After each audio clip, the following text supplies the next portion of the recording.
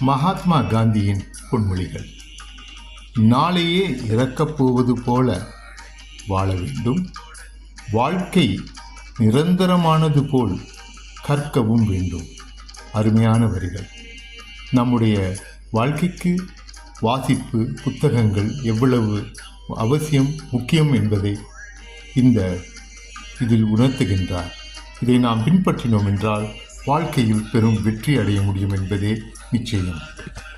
உங்களை வெற்றி பாதைக்கு அழைத்து செல்ல சேனலை சப்ஸ்கிரைப் செய்யுங்கள், லைக் பண்ணுங்கள், ஷேர் பண்ணுங்கள். இந்த பின்புறத்தில் இருக்கக்கூடிய பாடல், உறங்காத கனவை உசுப்பிவிடு உங்கள் வாழ்க்கைக்கு பல திருப்பங்களை கொண்டு வரக்கூடிய பாடல். அதையும் கேளுங்கள்.